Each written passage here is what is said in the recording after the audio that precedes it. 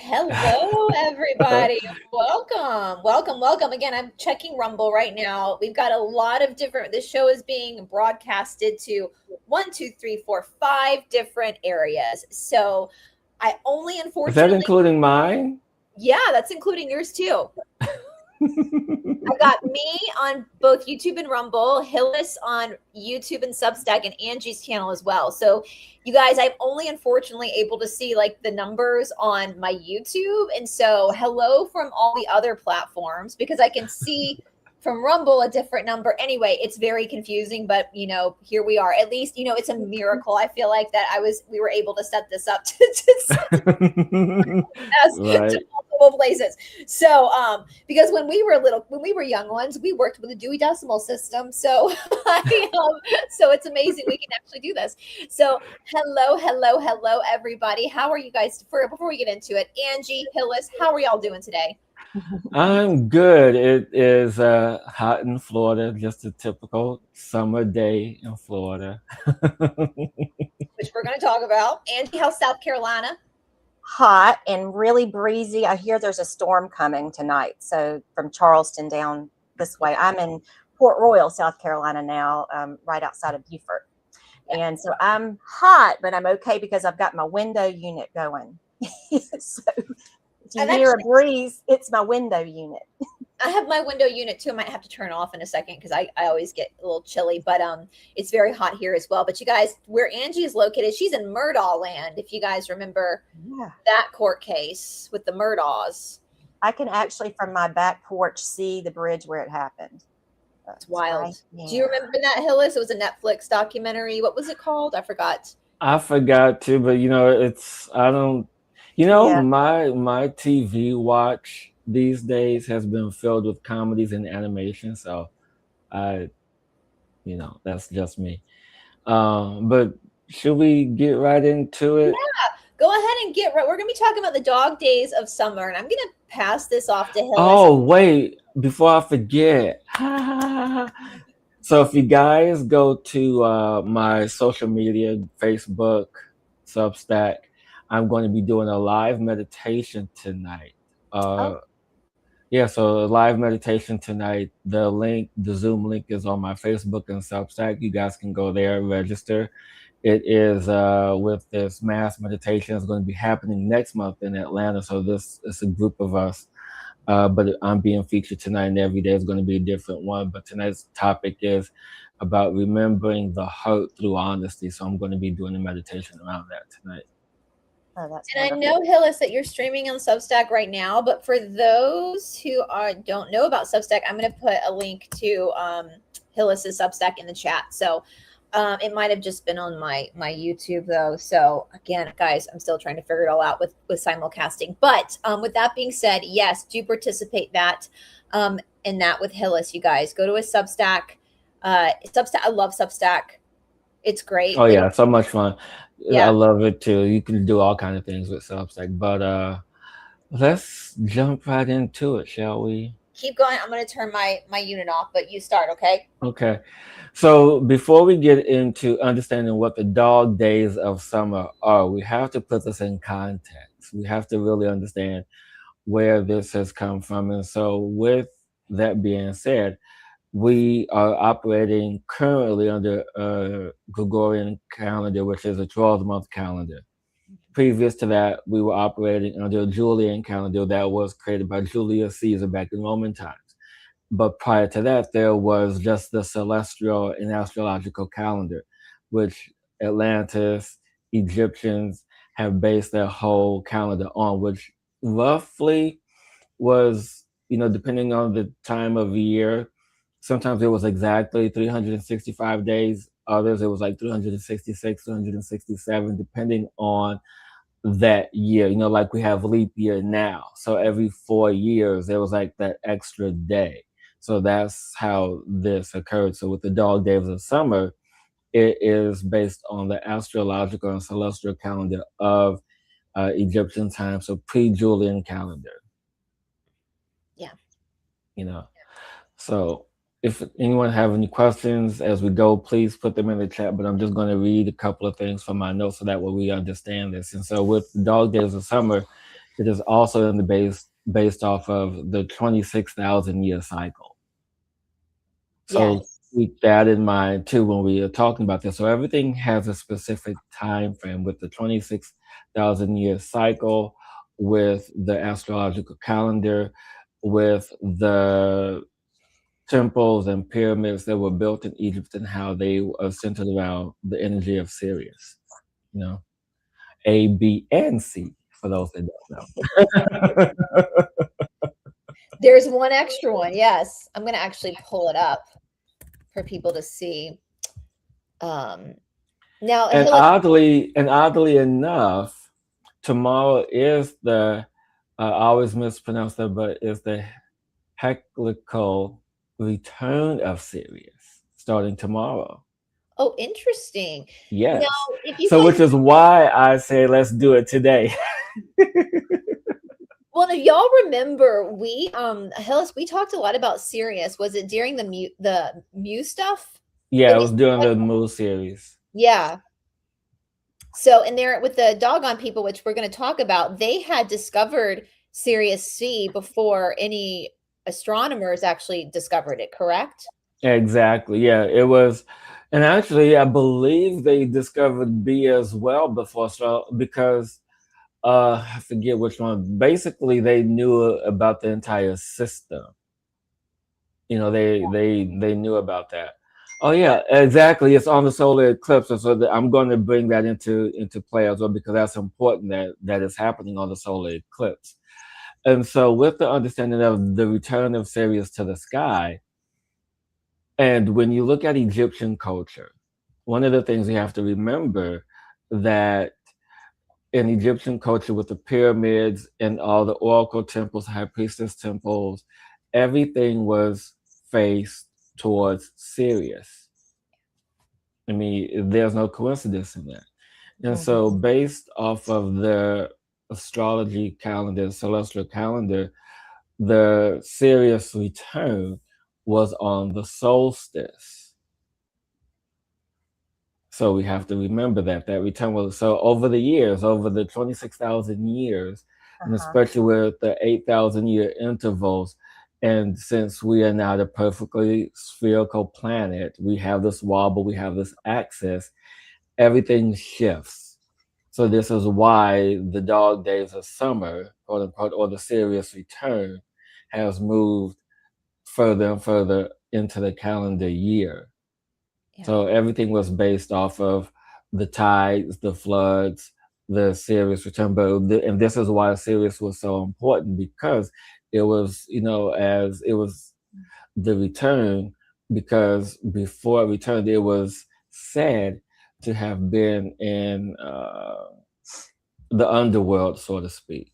It's been in that space. So when it comes back, it is celebrated. And so this is how they knew that the year cycle has returned. Is also connected to the 70-day cycle as well. So which is why we have the equinox and solstices approximately 70 days apart from one another. Interesting. Yeah. Interesting. Yeah. So we got a lot of people on the chat, and Greg, I agree. Nice to see the three of us together. Yeah. Right? Yeah. It's been a while though. It's been like a few years. Yeah.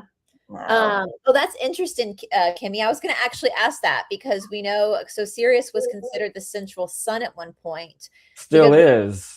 Yeah. And when you say central sun, it's the galactic center of the galaxy, so to speak. Okay. Well, and then like even Sirius B, like it blows my mind to think of how huge these planets or these stars are. We think of our Earth as being like the kind of the center of everything, or our sun being so big. And then I wrote down in my crazy notes that Sirius B is a tiny dead star. and 1 teaspoon of its matter weighs what would be 5 tons on Earth. And I just can't even fathom that, you know. No, that's amazing. That I didn't know. I didn't know that there was such a disparity in the mass difference.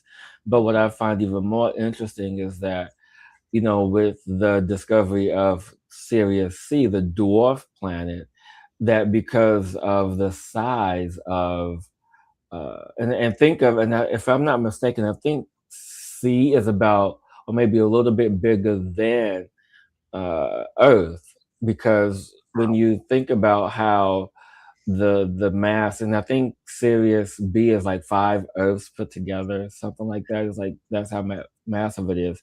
So the reason why they had a hard time finding C is because it was always in the shadow of A and B because of how they orbited one another. They always orbited it on an axis, not in a cylindrical manner. So it was always on the axis. So it was always in the shadow until one day it's like, oh wait, there's something back there. What is that?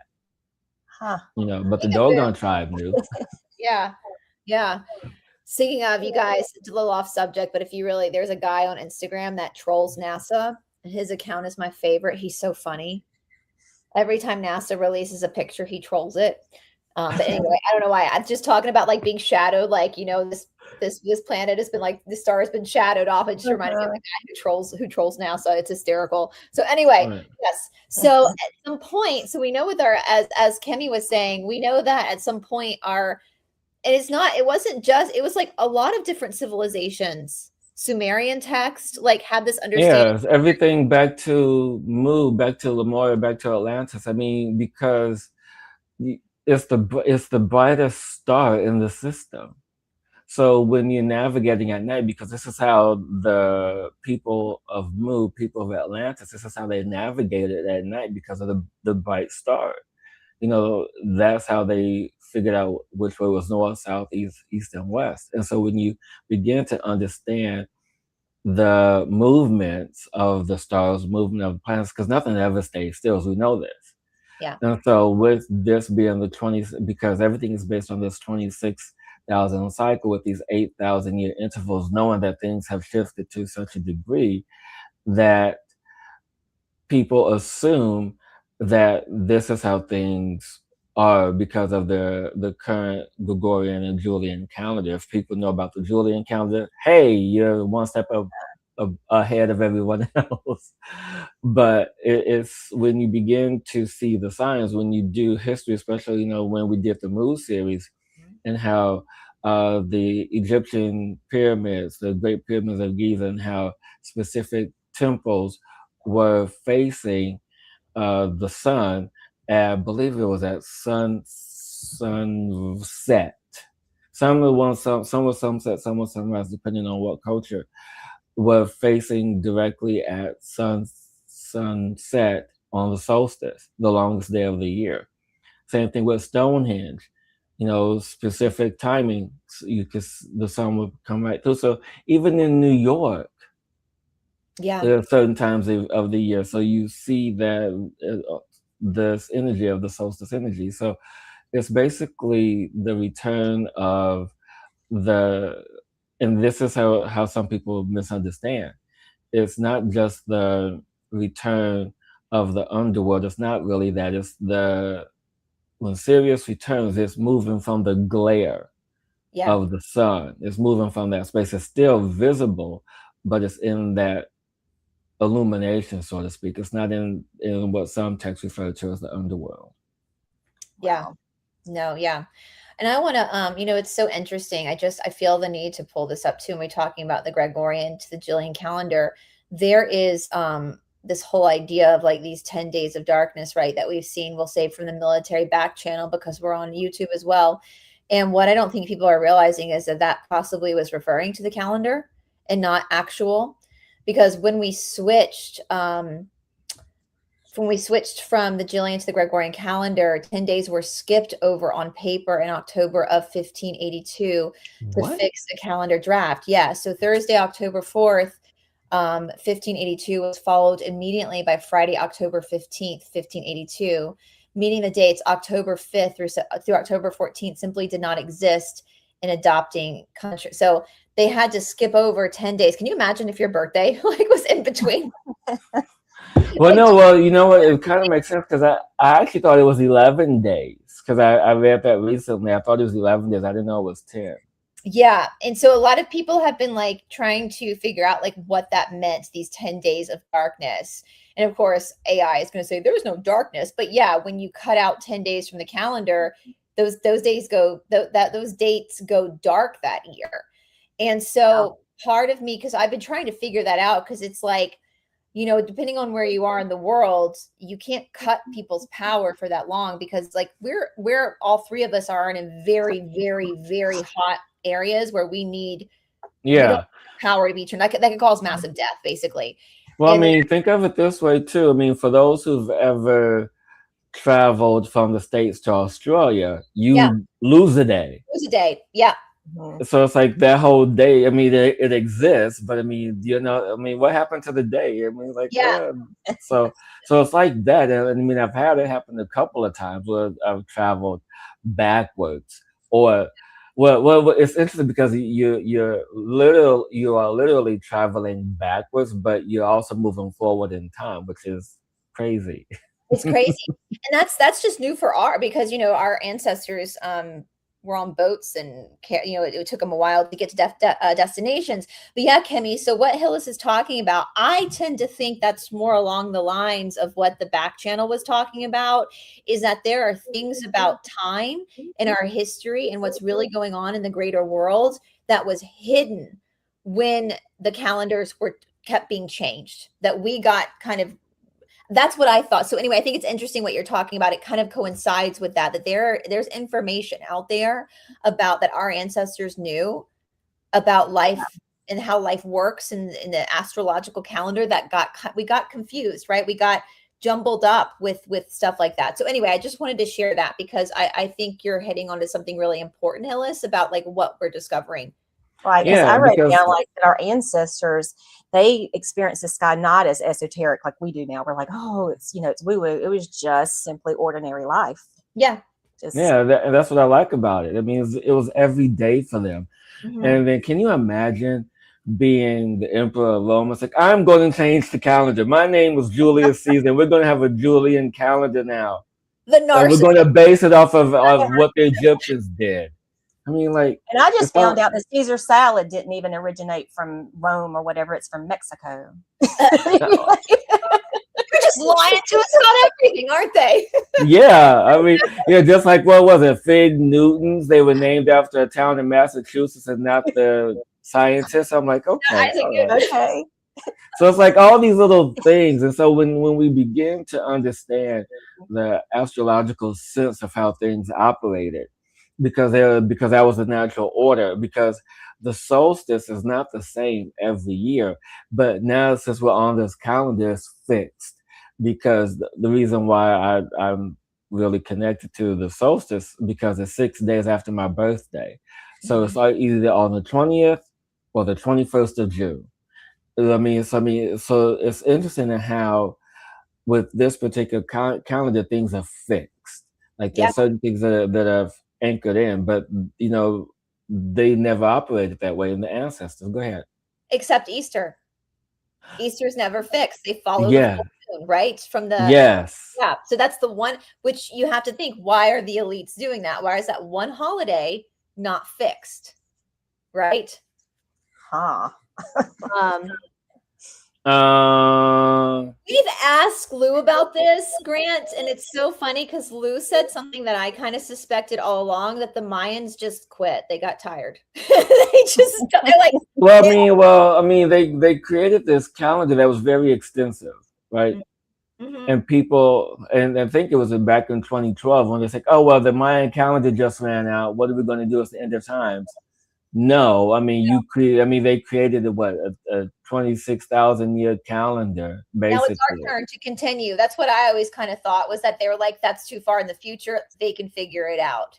Right. Put a lot of emphasis around it. That doesn't necessarily mean anything. Yeah. Exactly. And think of it this way too, which is interesting. I want to see if I can find out more information about this, because in our reading and in the shows that we did about Mu, that the Mayans were actually descendants of the people of Mu.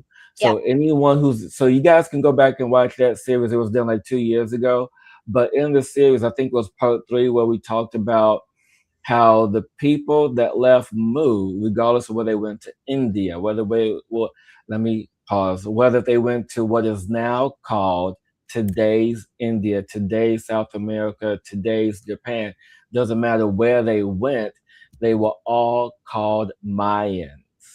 And so South America adopted that term because it was another city, another culture, because of the emperor at the time knew what was going to happen. So they were preparing the citizens for the downfall and the eruption of everything that was going on with Mu. So there's that piece. But one of the reasons why, circle back to Dog Days of Summer. One of the reasons why it's called the Dog Days of Summer is because Sirius is called Canis Major, which is the dog star. Yeah. And so the ancestors believed that every time the star appeared, which is why it's no coincidence why it would show up on the solstice for 70 days, they thought that because of this star, it brought excessive heat. Yes, excessive heat. It does. We know down here about that heat, don't we? And so, which I find fascinating. I mean, I'm thinking they believe that this celestial body brought this heat. Okay, which is why they called it the Dog Days of Summer. Eventually, well, the term was coined, during or shortly after Roman times. Mm-hmm. But what the truth about this is, we talk about it. Yeah, I'm referring our series a lot here. We talked about this in our series. I think it was part 3 or part 4. No, I think it was part 4 where we talked about the cosmic forces, because we think about the sun beating down on us, giving us all this heat. However, it's quite the opposite, because we have to really consider about the magnetic force, which the Dogon tribe talks about in their symbols, and how they understand string theory, how they understand universal scientific terms. And it's like, this is interesting. And so the magnetic forces of the sun pull out the heat from the earth, which is why we get hotter in the summer, because of the positioning. So that's where that goes. That's where that is in the terms of why we get hotter during the summer, not because of this return to the star system. And I just pulled up on the screen, guys, some of our last. You can go. Actually, I'll go ahead and sorry, it might play. I'm going to go ahead and play part 1 in the chat, so y'all can start with part 1. Because that was a big series we did about the lost civilization of Mu, and how that affects us now. And I couldn't. What is the guy's name? What was the guy that James Church Ward? I was like, it's some real English name. That's all I kept thinking. I couldn't remember the name. And so that's in the chat, you guys, because his great grandson is Jack Church Ward. So if these guys see books out there, don't confuse the two. It's 2 different people, same lineage though. Yeah, and it's very fascinating with the books. Unfortunately, my books are packed up now for Mu, but they talk about how a lot of what we do today, with the way the religion is, the way you can kind of see where it originated from. So this is very fascinating. So there's the first video we did, guys. It's in the chat if you want to, after this, go in, because we do talk about the doggone. Thank you, Dragonfly. It's very interesting, isn't it? We do talk a lot about what we're doing. We're talking about today, and it's fascinating. So, there's a really famous line that I've quoted a lot here that says, "The more I learn, the less I know." And that's kind of how I am at this point. The more I learn, the more confused I am. Yeah, me too. Right. And I don't take anything down from my past. I'm just I put all my videos up. It's just there. I changed my mind. Oh well. Yeah. No, but what's fascinating through all of this, are all the misconceptions. Everything that has been taught to us as children, especially in our generation, Bryce. Because there's been all this. Well, you got to do it this way. You got to do it that way. You got to. And then it's in the process. I want to say like in my late 30s, 50 now, that I began to see things differently, especially. And I think what attributed that was the path of me being a psychic, me being a healer. I think all of that sparked all of this self education because they teach you one thing in school. And mind you, I went to a Catholic school my whole entire life, so there's things that you know things that you dare not learn or dare not know, and so it's in that space of really understanding. Hmm, does that make sense? Is that even true? What is that? You Yeah. know. But I know, Angie, you had a couple of tidbits about the dog star. Well, I don't know. Mine are all funny. Well, I like. Well, look, we don't have to be serious. I'm not a serious guy. Humans are weird. We're funny. We're funny creatures. We're weirdos. So Yeah. Well, I mean, I just have funny little sayings because like I said, had planned on doing this by myself and then found out, oh, we're all going to do this together. This is way more fun. Yeah. Mine would have just been like, I would have done like a 3-minute video. People are like, that's not enough to put on in my headset and walk around and clean house. Come on. No, I wrote down like, I wrote down shadow work. Mhm. I wrote down that Brice always says you can't light a match without friction. And then I said, well, you can't have shade without light. So when you were talking about earlier, Hillis, about the, not being seen as the star not being seen as much because of the illumination from the sun. Yeah. C, Sirius C. And I don't know where, I didn't know about Sirius C, but I wrote that down. And then I said, is there a point in shadow work when we stop digging around in the shadow and simply enjoy the shade? And I think that's what it is about dog days, is that the dogs have had in our life here, in our hologram that we're living in here that we can see, our dogs they've known it all along. I mean, my dog died back in October, but she would be laying around in the shade right now if she was here. She'd be under a porch instead of like thinking that she's got to work a 9-to-5 job, which we've all, been inherited that since that calendar changed. I think that's when it all happened, Brice, when you were talking about that. Well, I want you to say that quote again, Angie, because that's really important. I want you to say that again because it's really important. Which one? The one about the shade. Yeah. I said, is there a point in shadow work when we stop digging around in the shadow and simply enjoy the shade? So I want to speak to that. That's really important because, in the work that I do, I am a, healer or nourisher, omni-resonance architect. That's what I do. And when you speak about that, it just sends chills because there are a lot of people. Well, I don't know how many people now, hopefully it's less, of people spiritual bypassing. They're not willing to step into the work. And people say shadow work, shadow work, shadow work. And right now I'm experiencing a little bit of shadow myself. And it's really important to sit and observe and be in the shade because there's always going to be light. There's always going to be this energy, and which is important to bring this correlation back to Sirius and the dog days of summer, because for 70 days, it is in the underworld, and I'll tell you how this correlation came up in just a moment.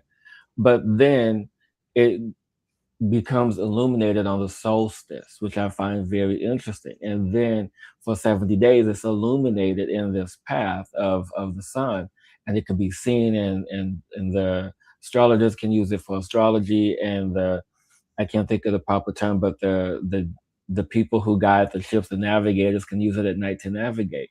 But what's interesting about this is the space about how they're correlated to the underworld, because back then there was this superstition that they didn't know where it went for this period. They just celebrated it every time it arrives. And and how they correlated this was to the mummies. the mummification process, which is how they linked it to the underworld. And it takes them 70 days for the mummification process, which Oh, surprised me. I didn't know that. uh-huh. So they linked the two. And part of the first 40 days is when they go through the embalming process, where they take out all the organs and this and that, do all the things to the body, open it up and take things out, which is weird. I didn't know they took things out of the body. I'm like, why would you take things out of the body for the mummification process, especially if they believe the body is, especially if they believe the soul is going to come back to inhabit. And so then, after the first 40 days, they go through the process of moisturizing the skin, doing all these things, all these various rituals for the body. And then on the last few days, they mummify the body in linen. And so, and I know this has been very popular in the past couple of years. Reason why they use linen, it's the highest frequency of fabric on the planet, 5,000 kilohertz. And so when you have that, so that's why the body can be preserved as long as it can. But I just find it interesting, the correlation between the two. Yeah. And linen is cool. Oh, Yeah. yeah. And what's interesting, what you're talking about too, is in yoga that's called the Sakshi, which is the ultimate witness. To witness, it's so funny because we were actually Todd and I were having a conversation about it this morning, that almost the more spiritual you get, you almost become more human, because you're living in your experience. You're not in and a lot of times, like what you're saying, Angie, like with shadow work, that's huge in yoga, but it's not like there's an answer like right there. You just have to observe it and to understand it. And that's kind of a huge thing. And I think what Hillis was saying with like the spiritual bypassing, people will, we talk about toxic positivity, but I also wanted to talking about the underworld. This was big in all sorts of ancient philosophy. We have with Persephone and Hades. Hades and Persephone, the central figures in Greek mythology. Hades, the goddess of the dead, abducted Persephone, the goddess of spring and the daughter of Demeter, to be the queen of the underworld. So the queen of the underworld is the woman of like ultimate light. Right. And I think that's what people miss too, Hillis, what you're saying as well. It's so interesting because we don't we don't have the shade without the light. And I think missing this really important element. That's why I always suggest people read the Law of One, because we cannot have life as we know it without friction, right? There's always got to be some sort of friction. And that's coming. What is friction? It's coming from opposing forces. Right. And that's really important. We would not be where we are without this struggle. And so when we talk about the underworld, when it comes to spirituality, I think that the church, like Hillis was raised Catholic, has done a lot to make us fearful of this part of our reality, which is we have our own underworld. Like we talk about the chakra system, right? Well, the three lower chakras, Muladhara to Manipura, these three ones down here, that's your humanity. Those are your energy points of your humanity. Every Anahata marries the upper and the lower. Up here, like as a teacher, or so I'm not interested in your upper chakras. Like I'm not interested. Let's go into hell, because we consider the lower chakra is your hell. That's the hell. And I would say, the second chakra, people always think of it as like a sexual chakra, but it's about creation. So your creativity lies within your hell, right? In your humanity. And that's what Thoth said in the Emerald Tablets, right? You only know life in this experience because you actually know death.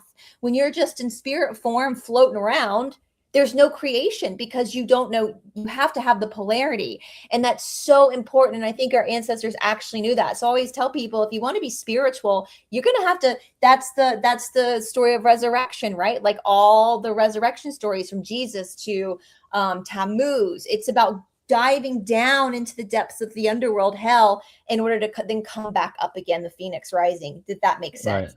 Yes. Yeah, and it does. No, go ahead, Angie. Well, this is kind of off topic, but for me, it is very on topic, is that my whole move here to the Low Country. I used to, when we would film, sometimes I would talk about how I was having a flare up with my lupus, whatever. I don't have it anymore at all. I had severe lupus from the time I was in the early 90s until 2 years ago. And it's completely gone. I still will have like a little bit of like flare up if I get really stressed or something, but I used to be like crippled with it, like crippled, couldn't walk, wow. couldn't wash my own hair, couldn't, and so I also think it's like a lining to, but I went through that. I went through hell. Right. Where I am now, Yeah. I went through hell. Yeah. And, also like for me, it was like people pleasing. I stayed in that hell as long as I was going to people please, and then go to the church to ask Jesus to heal me, constantly going, oh, well, maybe if somebody lays their hands on me at the church, maybe I'll be well. No, it was just, I had to go through my own, all through. Girl, you got to lay hands on yourself. I know. Yeah. Exactly. I know that's way off somewhere else, and I would love to do a thing on that sometime, on just aligning with where you're supposed to be finally. Yeah. And, No, that's important. I love that. Yourself. Yeah. That's what the underworld is there to show you, is where you've missed. That's what the original definition of sin was, to miss the mark. Like you. Yeah, exactly. I'm glad. Not missing it. I was a huge sinner. Because it was used in archery. That's where it was originally. It was used in archery. Yeah. It wasn't used for religion.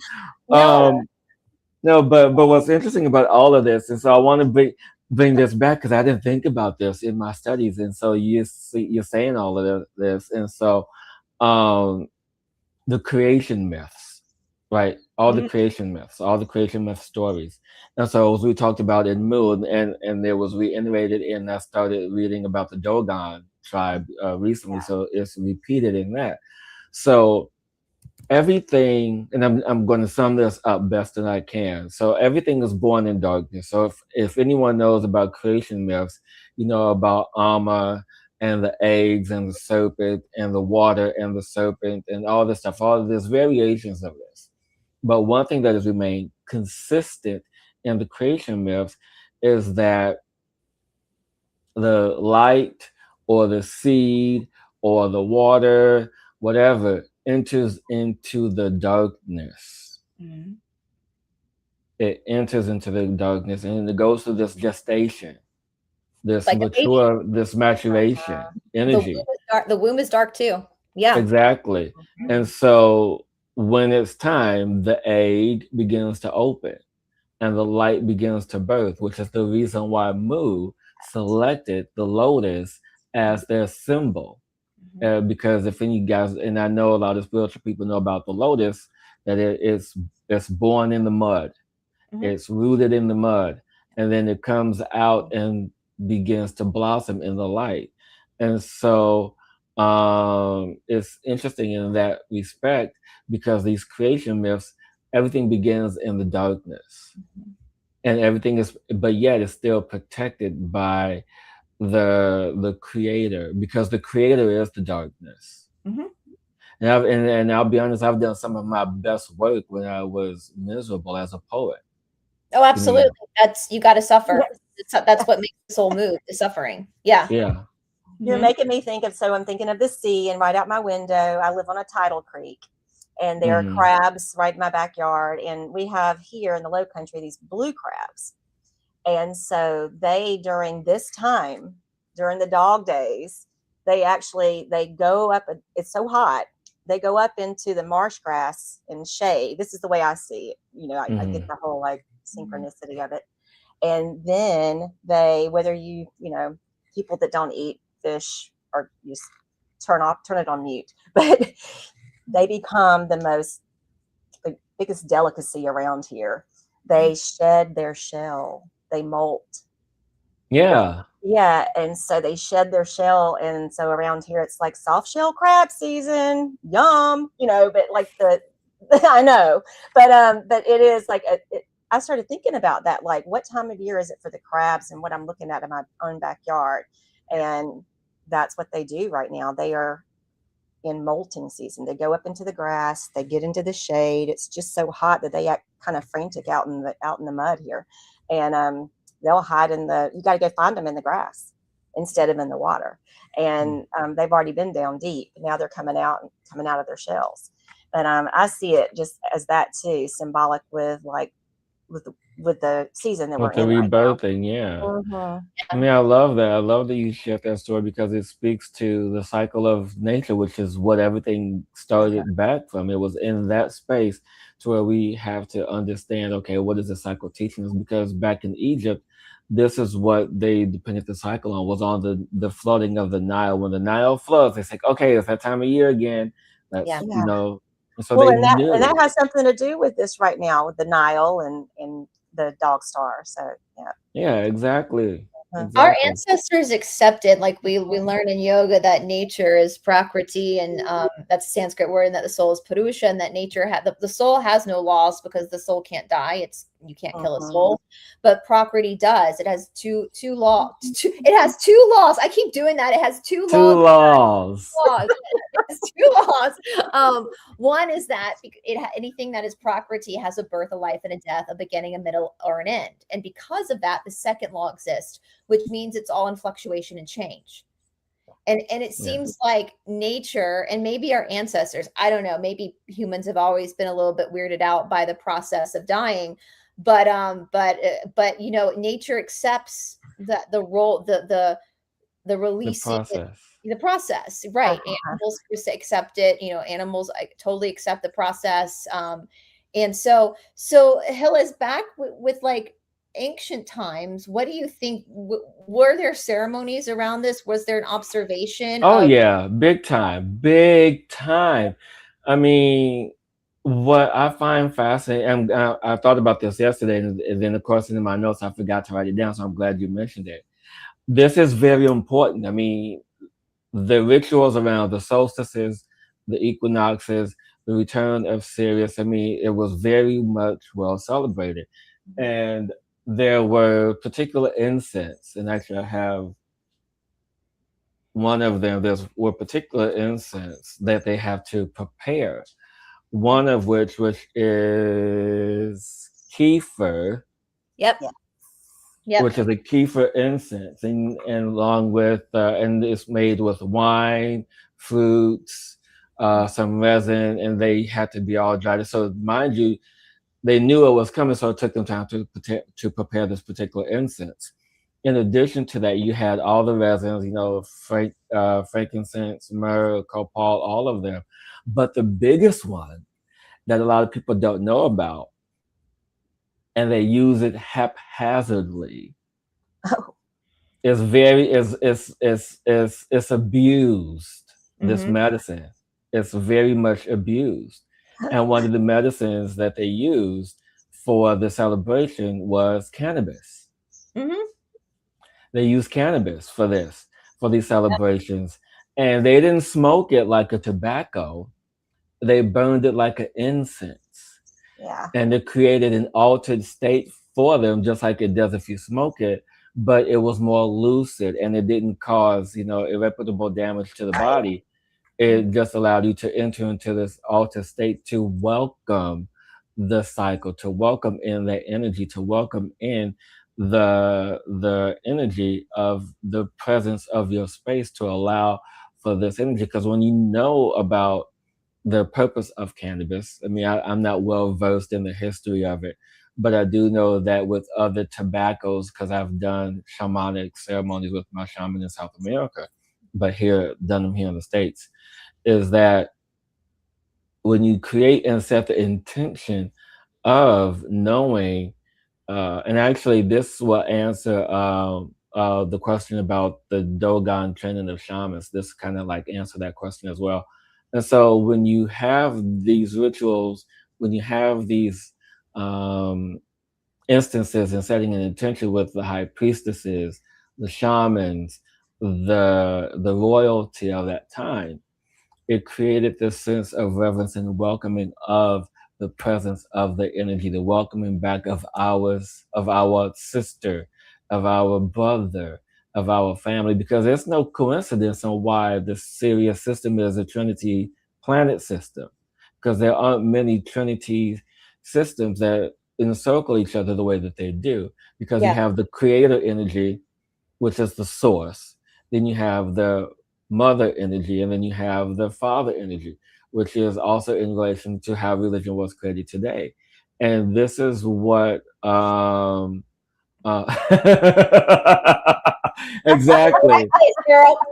exactly. And so when you have this energy of that three, it brings in that abundance, and you connect to Sirius in that way because it was used in a way of reverence and it wasn't abused. I mean, granted, I mean, people use it the way that they use it, and you do that, and I celebrate you for that. But and I've actually done this twice. I've actually used it as an incense twice for my own personal ceremonies, and I can, and mind you, I don't smoke it at all, but the energy of it is quite different because it just elevates the room and elevates the space. It just really opens up the doorway and shifts in the way that opens you up into another perspective. I mean, it's in the They way that guides you and opens your heart up. Go ahead.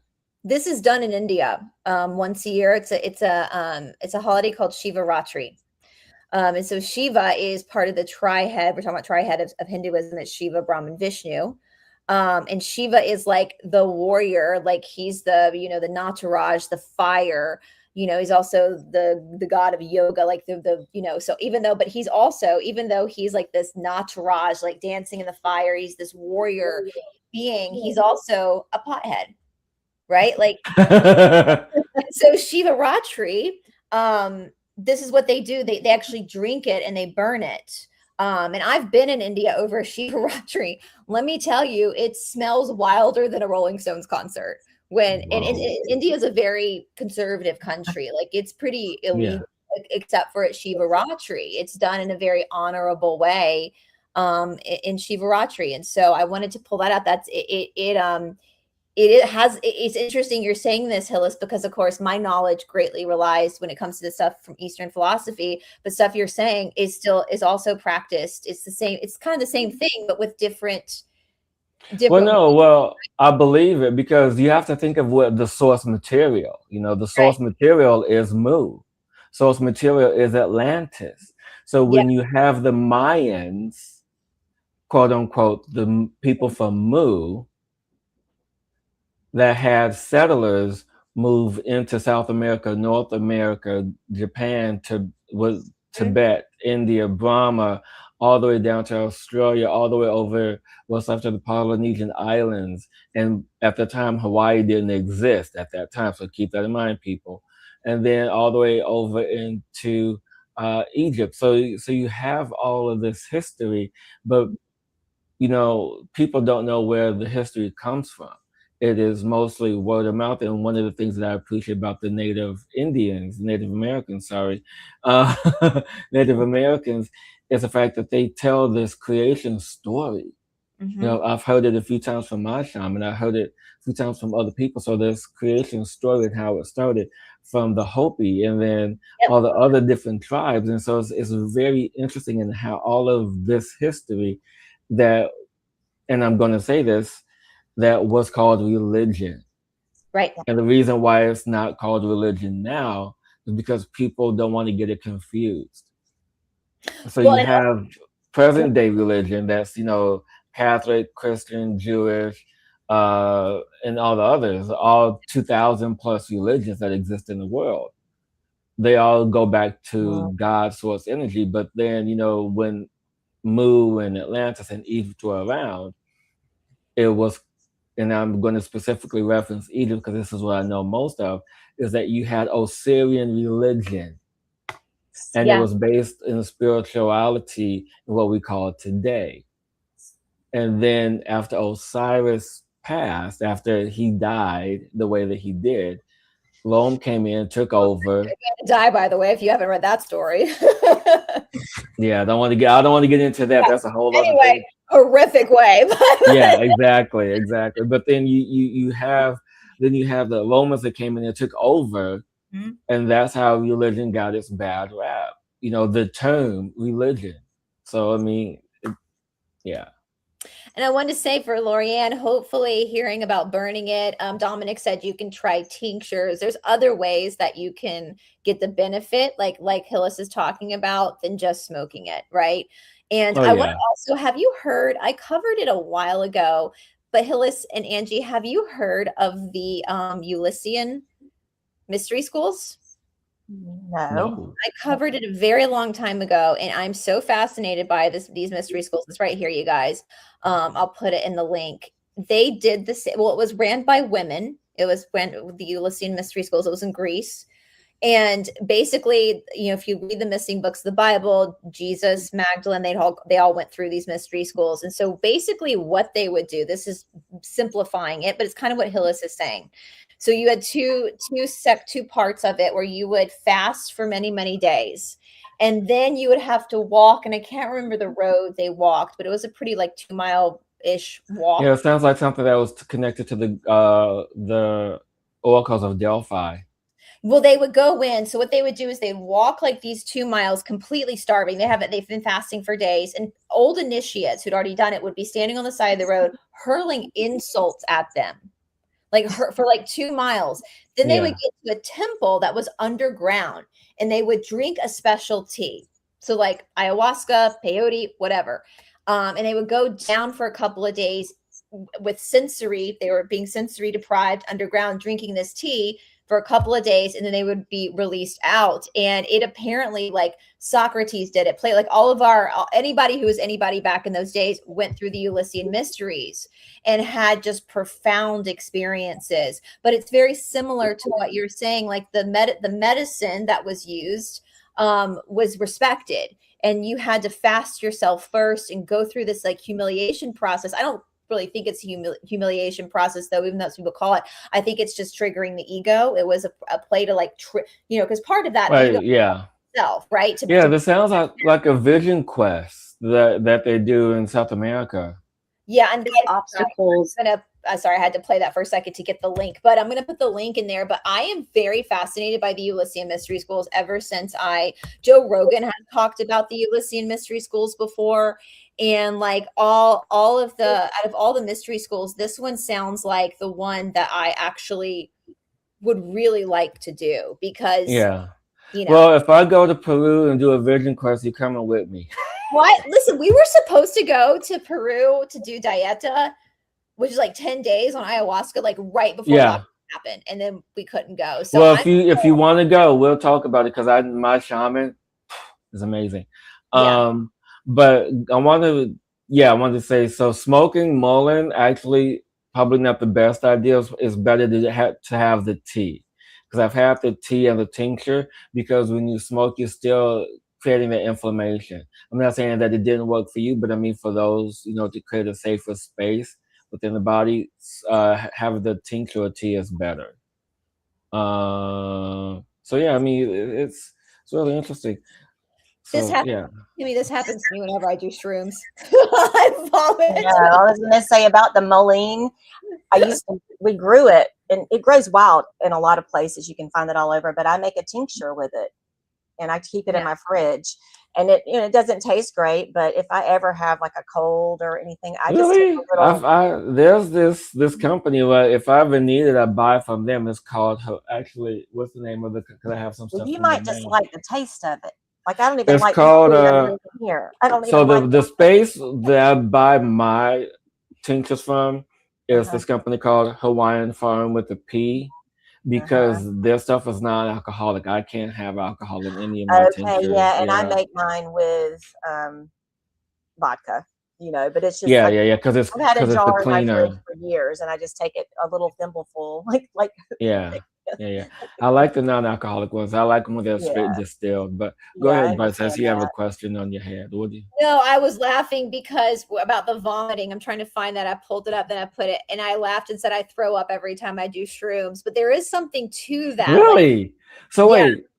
So you know what you should do? Because I find this really good. Because when I do that, is I take about 1 to 2 ounces of aloe vera juice about a half hour before I do my medicine. Well, when I microdose, so when I do like nothing happens, I don't get sick. But if I go on like a full, where I do a full, that's what I'm saying, for a full one, like aloe vera. But I just accept it because Kimmy just kind of like once you throw up, once you hurl that shit up, you're there. Like exactly. I've had that happen many times in my ayahuasca journey.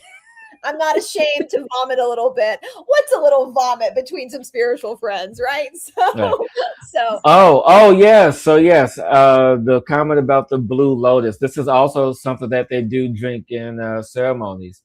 And actually, I love blue lotus, but you have to find a really good one. I mean, there's a company that I found that makes really good blue lotus tea. Well, they have the dried blue lotus, but it's really good, and it's a psychoactive, but it's not as psychoactive as smoking cannabis um, or it's not as psychoactive as mushrooms or DMT. yeah. It's a little bit. So typically for me, I drink Blue Lotus before bedtime. And actually, it's really good. And actually, it's really good on the day where you've had a mushroom journey. So I would mix my Blue Lotus with valerian tea to help calm the nervous system. I've never been on any mushroom journey except for that I forage chanterelles and morels and I love it. I love it. South Carolina, girl, you don't need to be inside, you need to be outside. The trees will talk to you. So we need to go do it a whole day trip. Kimmy, I know this is a little off topic, but I just feel like I need to say this. If you are suffering from migraines big time, Hillis and I actually did a show about this, talked about this trepining. We were talking about trepining, Hillis. Yeah. You put a hole in your head. Yeah. Oh, yeah. I want to do that, but I don't know if I want to do that. Todd wants to do it. You can't do it in the United States. They're trying to pass it in the United States for migraine relief, but basically sometimes because the skull doesn't move, right? Like blood flow can't really move in the brain, and that's why people struggle with migraines. So what they do is like it's called trepining. I'll see if I did a video on it. Yeah. You can put a little tiny dime-sized hole in your skull, and it allows it to move. And Todd really wants to do it. Oh, you heard of me? Yeah. He wants to go to Mexico and have it done because they won't do it here in the United States. But I wanted to. So no, I'm reading at all the comments. People are talking about do yogurt, do this, do that. So okay, I'm going to out myself. Okay, I don't think I've ever outed. Well, I've talked about it, but I've never fully outed myself. So I've been doing plant medicine since 2013. Yeah. Okay. I have worked with my shaman for about 3 years as a shaman's assistant. I've done all these things. So I will tell you from experience, stay away from lemon juice. Oh. No, because the thing is, so the reason why no, I mean lemon juice for when you do mushrooms. Stay away from lemon juice when you do mushrooms, because yes, it breaks down the psilocybin in the mushrooms to create that effect, to have that onset come on faster. Okay, it does that, but the thing is, the journey is shorter. It's more intense. There's not that gradual come up or that gradual come down. It's almost like all at once. And so if you want a faster come up, one, to keep your digestive system intact, and I'm going to say this, well, I'll say this after. So to keep your digestive system intact, have about 1 to 2 ounces of aloe vera juice, because it's the mucus from the aloe vera juice. It has to be organic, sugar-free, real aloe vera juice. None of that stuff that's on the shelf that has all the sugars in it, because the sugar acts as it feeds that, so it acts as an accelerant also. And so with that, you want to have that mucal lining from the aloe vera juice to coat the stomach about 20 minutes, 30 minutes after you do that. If you want a faster onset, grind the mushrooms up in the blender or cut them up by hand if you want to break it down, the cellular walls, if you want to do that, and then put it in a smoothie or whatever, then you can take it that way. And if you are feeling nauseous later on, what you can do is you can have the yogurt or aged yogurt, a rich yogurt or aged cheese. Reason why is simply because the aging process, the fermentation process of that particular product, and mind you, I'm vegan, so but I've been doing this for years, so I'll stay away from dairy. There are non-dairy options, but it helps to reset the nervous system. That's what calms you down. But like I said, if you are on a journey, the best things to do to calm down afterwards uh is valerian tea, blue lotus, all that stuff. Maybe we should just do a show on this one day. I'm thinking we should, because we got a lot of people in the chat that really want to start using this old wisdom and like experimenting it. I think it's best to do it when you have people who are I'm very experienced with that as well. And so, we can talk through it. And actually I was even thinking, Hillis, and this is me thinking out loud on a live show, which probably is not the best idea in the world, but here we go. We have a yogashala here in Atlanta, and my Todd, you guys know Todd, he used to grow in California, and he's done a ton of ayahuasca here, and he's connected to a lot of these groups. And so we could potentially, before the end of the year, do a workshop. We have to bill it as a workshop, and people could come to Atlanta. We could bring you up, Hillis. We either with ayahuasca or with just let me know. I'm down, because I actually cultivate my own medicine. Okay. I do that too. That's why I was saying my fridge is full of all these weird things in jars. They're like, oh, that's for, when you have a cold, and that's for, I love you that. I see a lady at the farmer's market here in Port Royal every Saturday, and she's Gullah Geechee woman down in St. Helena, and she has a whole line of medicines too. Buy what she buys. I'm just saying, if you live in Low Country, South Carolina, follow her around like a stalker and buy what she buys.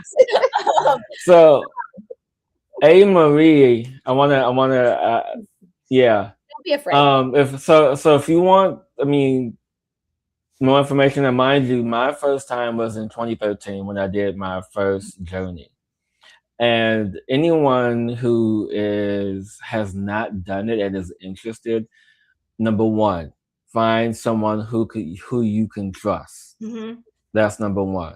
Find a friend, find a shaman, someone who you trust, and then after you find that person, trust your intuition, because not all shamans are the same. No, and I'm speaking from experience. Not all shamans are the same.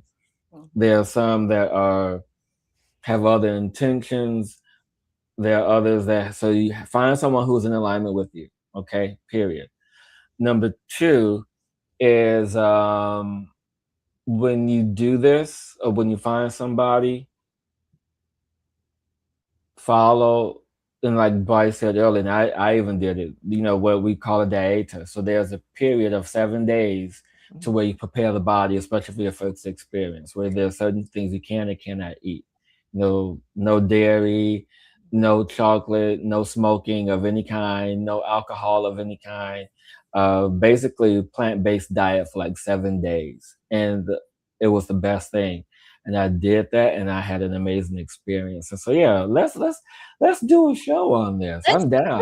And we probably have to just do that simply on Rumble because of YT. But you guys, if you are interested, because like what Hillis is saying, especially with ayahuasca, you're going to have a shaman there, but you also need like a sitter too. We have a lot of those, like Todd sits sometimes, because it isn't, and I understand why you're afraid of it, because it isn't, sometimes they're not really, but it would be overnight in the shala, so you'd be in a confined space with bathrooms, and you'd have a sitter with you, meaning that if you do get sick or something happens, you have somebody there with you. And usually sitters I'm very versed in that. I've sat, and mind you, in the traditional sense of my Peruvian shaman from South America, there's the ceremony of the 4 tobaccos, where there's limited people of helpers. There's him, his wife, someone that plays the instrument, one that keeps the fire, and someone who is the conduit for the energy. And the person who's the conduit of the energy is also responsible for the people in the space. Mind you, I was a conduit, and I've been a conduit and connected to as many as 40 people in one space. Yeah, and that's what you want for your sitter, especially someone like Hillis who's done it a lot and they know what to look for, so that Because a lot of people do panic, don't they? They have like they start to have physical. Yeah, they do. They do. But the thing is, what I like is that if you have a shaman, the shaman prepares, and it's like there's no and the medicine is like, you know, because there's different kinds of medicine. There's the Colombian medicine that's yahe, which is a little bit stronger, and then there's the Shipibo medicine or the Peruvian side that's a little bit softer, more gentle. But I do want to answer that. I think Mike had a question about the 26,000 cycle. I wanted to answer his question too. Which one? I'm sorry, I missed some.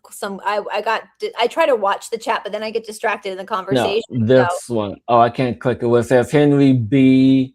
D9s. It said the 20 year. Yeah, that guy.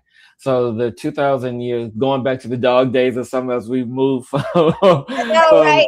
Listen, we're just going where spirit's taking us. We're just yes, exactly. Because I mean, the thing is, it has to do with ceremonial purposes. That's how we got on the whole ceremony thing with the cannabis and taking cannabis for ceremonial purposes. You know, burning it as an incense rather than smoking it.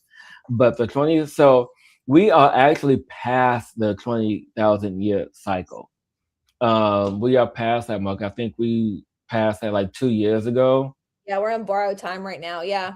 Yeah, and yeah, it depends on if it's a leap year or not. I know, right? Hillis, what do you think?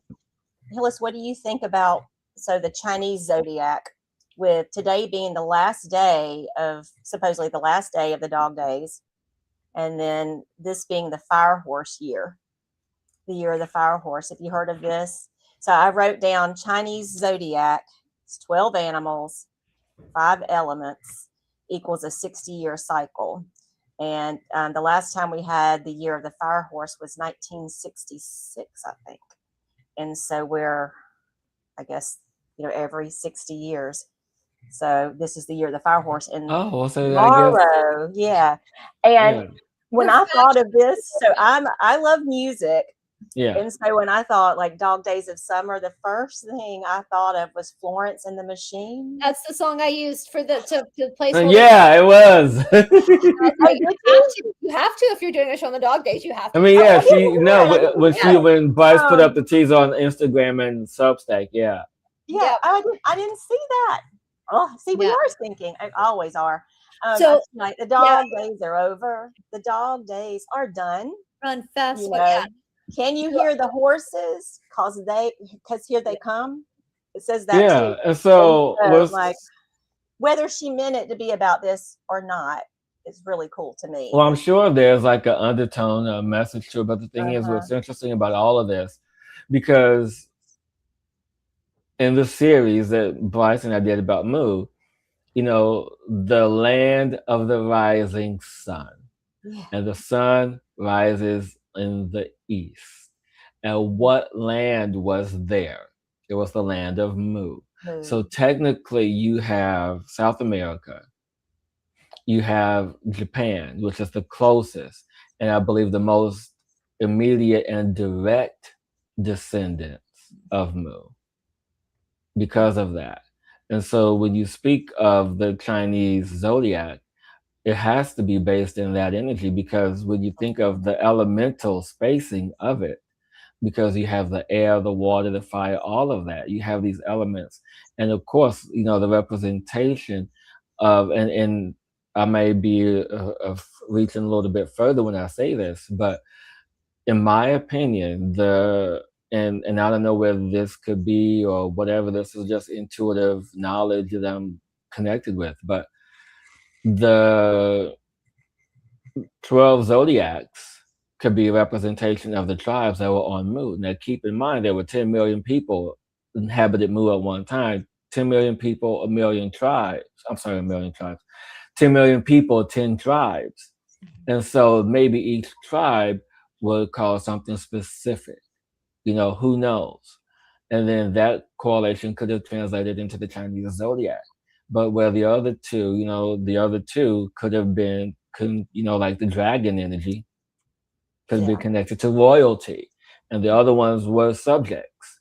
So depending on the tribe. So when you think about the unknown history of all of this, right, it really speaks to a larger sense, a larger scope of what is in existence today and how it has transformed, morphed, has been bastardized. All of this energy, all of these meanings hidden and unseen and now being told in a different way, just like when with the slaves, how when they went to Puerto Rico and how they had to, with the Yoruba tribes and how they had to hide their religion from the slave masters. And so it's all of that space, all of that energy.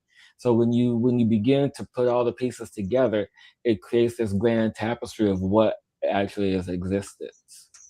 And it's sad because Hillis, don't you have a little bit of Irish in you too? Did I hear you Oh say yeah. that? Yeah. So anybody who's white or has white heritage, when we look at like the Celtic and the Druids, we know they practiced a lot of this too, but a lot of it got lost because the white people were the first to be colonized by the Vatican. And so I think putting this together with other cultures too kind of helps us figure out what they knew as well, because it does seem like every single part of this earth, wherever you're from, wherever you're native to, had this understanding, this knowledge. I mean, look, back in Henry VIII's time, so the Tudor dynasty, which was 85, I think is when they started, all the way through to Queen Elizabeth. Yeah.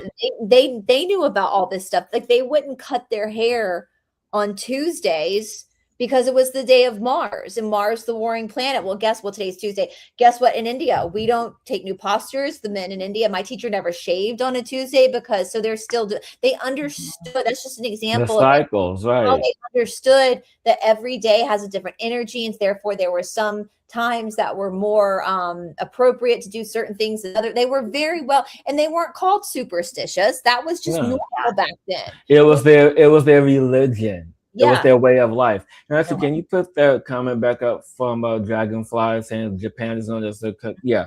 So I want to dive into that a little bit more, but you guys can go back. I'm thinking it was maybe episode 2 that we did where we talked about this. Yeah. Well, Japan is the country known as the rising sun. If you look at their flag, it's the sun with 7 or 8 rays. And I dive into this because those rays represent the colonies that were established, everything from the west coast of what is now North America down to the west coast of South America to Australia, India, or Burma, which is in India, Egypt, and on how they traveled and how they got there. And so it's when you begin to read these books, and I thank you, James Churchward, and thank you, Jack Churchward, for keeping this information alive. But when you begin to understand this, and now that I'm reading the Dogon books, it's beginning to make a lot more sense in the totality of the structure and how everything fits. And when you begin to see the puzzle, how everything fits, especially when you go back, and actually I'm about to go back and read them when I get done with all of this, is the Emerald Tablets. Because when you get to see that piece, because the Emerald Tablets happened after all of this. Mm-hmm. The Emerald Tablets are fascinating. We read them years ago here on my channel. They're fascinating, and they actually, this another what you're saying, Hillis. A lot of what Thoth is saying in the Emerald Tablets is also said in the Yoga Sutras, is also said in the Mahabharata. Same story, maybe different language, but same story. So yeah, there's truth here. There's absolute truth. You know what's interesting? I was thinking about too. Did you guys have to read growing up the book Number the Stars? I didn't. We read it in school, Number the Stars, and I actually just Googled to make sure I had the right. It's a story about, like, let me know in the audience if I remember correctly. It was like it was young adult book. It was about a little girl who was a Jewish little girl who was hiding during the Holocaust, and she was able to escape by reading the stars at night, by following the stars. And that is very interesting because that, the Holocaust, as far as historically speaking, was not that long ago, right? It's very much modern history. And I was telling you guys before we even signed on, for people who've been on my channel for a long time, you've heard me talk about the Hess Act. So what is the Hess Act? So back during World War II, as we have to say on YouTube, the Yahtzees and Hitler, created this like pact with the Pope to create this propaganda campaign that all of this astrology, this woo-woo stuff was of the devil. Yeah. And why did they do that? They did that to, and if you listen to Kathy O'Brien, she talks about the Monarch program being that they were going to be, it would take 3 generations only for this information to be forgotten. And so by the time my generation comes around, we're not as well, we have to go seeking this information out. We're not taught this information from our parents because they've been told and convinced that it's of the devil. And so that's why I get mad when people, when I talk about astrology, people are like, it's of the devil. I'm like, well, that's Yahtzee propaganda. Yeah. Right. What is Yahtzee propaganda? Because they want Yeah, to exactly. they want to disconnect us from nature and only they know how to do it. And so, yeah. And actually, what your sour.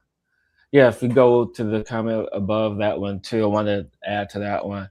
So he's talking about there's no race except on martial arts because the martial arts is the religion. It's it's the ritualistic ways. Just if you look at the Shaolin monks and all their practices, they practice what they practice in Mu, and of course they're not going to show you the original flag because the flag I described is the original flag of Japan with the 7 rays. And so after, of course, with colonization or anything else, you remove traces of history. You remove that aspect of all of that. So when you begin to just like here, you guys know. I mean, I'm going to say that you guys apply the same critical thinking here, and you apply it to every country. Yeah. And that's right. I wonder how old John D. Rockefeller is feeling right now. We figured that inbred piece of shit out. So, yeah, not a good day to be a Rockefeller, but I mean, we had to hide our, hide our religion. I mean, the most noted that hid their religion was the Yoruba people. I mean, and then they became, I forget what it's still Yoruba, but they also have Puerto Rican roots. They also have Dominican, also have all these other roots. But then, for example, one of the things that one of their medicines is San Pedro, the cactus. And so instead of saying San Pedro, it became St. Peter. So they created these other saints and deities so that way they could still practice their medicine out in the open without being caught. And so when you begin to apply this critical thinking into every race, every religion, all of this, because how do you think Catholicism or Catholic is so populated in one specific culture? When you begin to understand the indoctrination, when you begin to understand how they had to hide their practices. And this goes back to the ceremonial spaces of the dog days of summer. When you have these rituals, when you have these practices in place, when you create these intentions, it creates this breadth of knowledge and wisdom and acceptance. But then when you have the Romans and the Greeks and all these other civilizations coming in to change everything, of course they're going to change it to fit their purpose, their intention. No, we did go underground. And so when we have all of this energy that's being, we have to hide it. Basically, all I'm saying that we have to hide in plain sight. Everyone do your homework. Everything isn't what it always seems to be. I mean, it's so funny. All I keep thinking about Hillis and Angie, we've talked about this because we're from the deep South. And, Angie was the first one to say that the church ladies were a coven, which I actually agree with her. But we have such a hodgepodge of religious understanding down here that you're right. It's so hidden, and as Dragonfly and saying it went underground, that even like there's a lot of like hoodoo and voodoo within everyday culture down here in the South that people don't even know that's where it comes from. A lot of superstitions. Yeah. Like we paint our porches paint blue. Mm-hmm. Keep demons out. Like when down here in the South, that's a big thing. We paint the top of our porches paint blue, keeps demons out. So they say. No one ever questioned that. We just do it.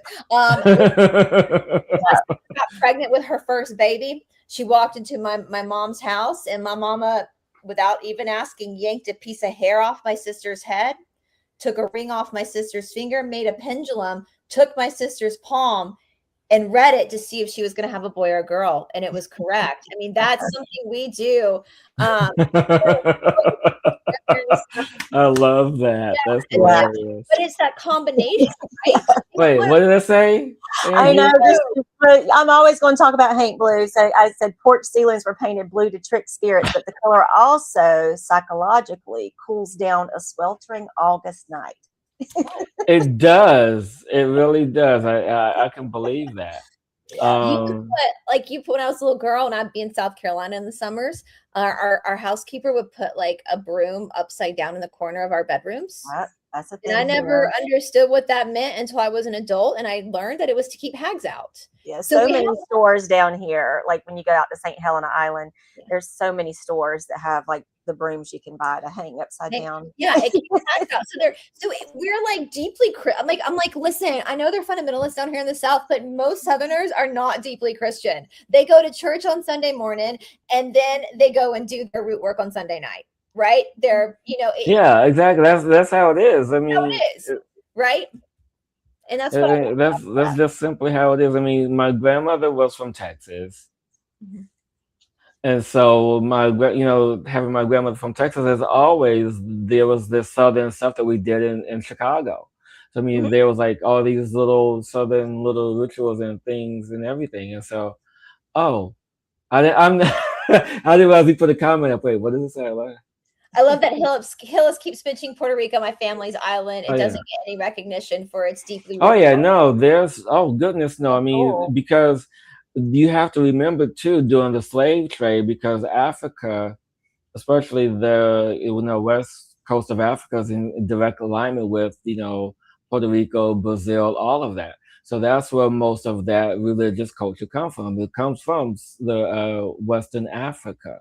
And so when the slaves either allowed themselves to get free, or if they were being trafficked, slaved, whatever, they found themselves in these spaces to allow themselves to still practice their religious rites and rituals in plain sight, with the drumming, with the dancing. But the masters would think, they're just out there getting drunk, partying, whatever.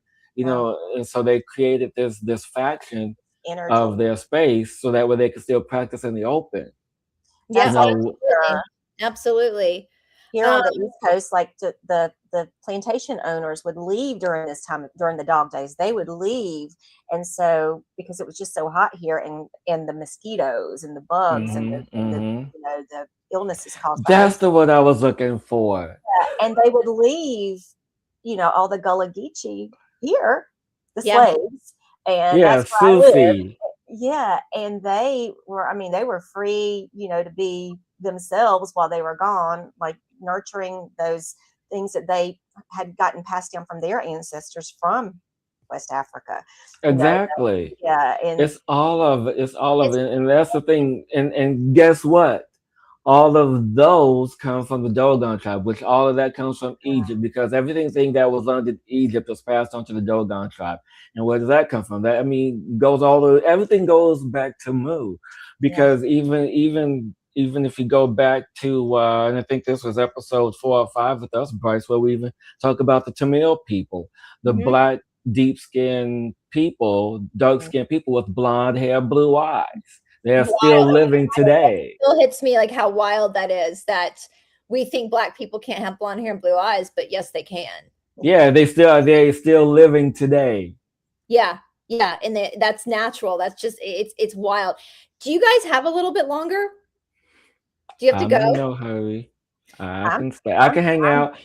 But I'm gonna do a shameless plug again. Yeah, I have to do a shameless plug too, because I keep forgetting to plug my shit too. So you do your shameless plug first, then I'll do mine, and we can play my ad. Take a bathroom. I've got no plugs, because I just decided that I just don't do that anymore. I don't have to have a business anymore. She's retired. I know she's retired. Good for you, Angie. No, but if you guys thank you. So if you guys go to my Substack or to my Facebook, guys, click on the link. Join me tonight for 9:30 p.m. Eastern for a very special meditation. So I'm going to be sharing with you the open how to remember with your heart and stepping into that space. So the link is there in my Substack notes. Join tonight, 9:30 p.m. Eastern. All right, you guys, I'm going to play because I keep forgetting to promote my business, which is what keeps the lights on here at Esoteric Atlanta, because we make no money doing Esoteric Atlanta. And I'm going to play, the ad I'm going to play is actually filmed from Pawleys Island. So you guys get to see where we're talking about, where we film some videos. And everybody's talking about mystery school. Well, I got a mystery school online. It's called Fusion Body Studio. So it's a 6-minute clip, you guys. So for Angie, Hillis and myself, we can run to the bathroom, get a drink, and I'm going to play it quickly. You guys get to see South Carolina. So you get to see where Angie is. All right, hold on, guys. And we will be right back. Welcome back to Fusion Body Studio. Today, I am so excited to share 2 brand new workouts that were filmed in one of my favorite places in the entire world, Pawleys Island, South Carolina. If you've been with me for a while, you know that Pawleys Island isn't just another filming location for me. It's a place filled with memories, history, mystery, and some of the happiest moments of my childhood. Growing up, I spent countless summers with my family here in Pawleys Island, surrounded by the salt air, the sound of the ocean, and the laid-back charm that makes Pawleys Island unlike anywhere else in the world. This is the home of the famous rope hammocks that have become a symbol of the Lowcountry lifestyle. It's home to stories of the legendary Gray Man, the mysterious ghost said to appear before major hurricanes. It's home to the beautiful Adelia Castle with its fascinating history and lingering mysteries. You'll see the iconic houses perched on stilts, designed to weather coastal storms, and you'll experience the natural beauty and the unique culture that have made Pawleys Island a beloved destination for generations. Most importantly, this is my family's hometown, and that makes this place special in my heart. And I couldn't think of a better backdrop for these 2 new Fusion Body Studio workouts. The first class is a brand new 45-minute express bar fusion workout, and I absolutely love this one because I was not alone for the filming. Joining me is senior yoga teacher Todd Roderick, my amazing 12-year-old niece Jacqueline, and my brother-in-law Stephen. Now, Stephen brings something very unique to this workout. He is an ultra marathon runner. For those who may not know, the ultra marathon runners go beyond the traditional 26.2 mile marathon distance. Many races are 50 kilometers, 50 miles, 100 miles, or even longer. These athletes train for incredible endurance, spending countless hours on the road and trails. One of the reasons I wanted Stephen in this class is because bar training offers tremendous benefit for long distance runners. Bar helps strengthen the stabilizing muscles around the hips, knees, ankles, and core. It improves balance, posture, muscular endurance, and joint stability while helping correct muscle imbalance that can develop from repeated running. Stronger glutes, stronger hips, and better alignment can contribute to more efficient movement and potentially reduce the risk of overused injuries. Whether you're a runner, a walker, a yogi, or simply someone looking to improve overall strength and mobility, bar can be an incredible complement to your existing fitness routine. The best part is that this class is truly designed for all levels. Whether you're brand new to bar or you've been practicing for years, you'll find the options that work for your body in this class. For equipment, you'll need a stable surface such as a chair, countertop, wall table, or ballet bar. You may also choose to use light hand weights and a small exercise ball, but both are completely optional. Expect a fun, supportive workout filled with strengthening movements, balance challenges, and plenty of opportunities to improve posture, flexibility, and overall body awareness. The second new release is a 40-minute cardio flush workout designed to get you moving, sweating, and feeling energized. This class is all about creating circulation throughout the body and helping you work up a healthy sweat. While our bodies naturally detox through organs like the liver and the kidneys, movement and sweating can support overall wellness by encouraging circulation and helping you feel refreshed and revitalized. This workout combines low-impact cardio with full-body conditioning to elevate your heart rate while remaining accessible to a wide range of fitness levels. If you'd like an additional challenge, you can add a pair of light dumbbells for extra resistance, but they are completely optional. You'll still get an excellent workout just using your body weight. This class is the perfect class for those days when you want to boost your energy, get your blood flowing, and leave feeling accomplished without spending hours exercising. And if you've been thinking about joining Fusion Body Studio, now is the perfect time. Use code BRICE20 at checkout and receive 20% off your first 6 months of tuition. We also offer a 7-day free trial, giving you an entire week to explore our classes, meet our instructors, and make sure Fusion Body Studio is the right fit for you before making a commitment. From hundreds of classes ranging from bar and strength training to yoga, cardio, mobility, and beginner programs, and a wellness education, there's truly something for everyone regardless of age, experience level, and fitness background. While you're connecting with us, don't forget to check out our brand new YouTube channel, where we'll be sharing inspiring interviews, practical wellness tips, educational content, and deep dives into health, movement, spirituality, and personal growth. And be sure to follow us on Instagram for the latest updates, behind the scenes contents, announcements, and notifications whenever a new workout and video drops. Together, these 2 brand new workouts capture everything I love about Fusion Body Studio. Movement that meets you where you are, workouts that are effective and accessible, and the opportunity to connect mind, body, and spirit while enjoying some of the most beautiful scenery in the country. I hope you'll join us on Polly's Island for both of these new classes. Whether you're strengthening and toning with our Express Bar Fusion workout or sweating it out with our Cardio Flesh class, I think you're going to feel the magic of this special place while giving your body exactly what it needs. Thank you for being a part of the Fusion Body Studio family. I can't wait for you to experience these new workouts, and I'll see you on the mat and on the beautiful shores of Polly's Island, South Carolina. All right, you guys. There's Angie. She's coming back. My plant's thirsty. Well,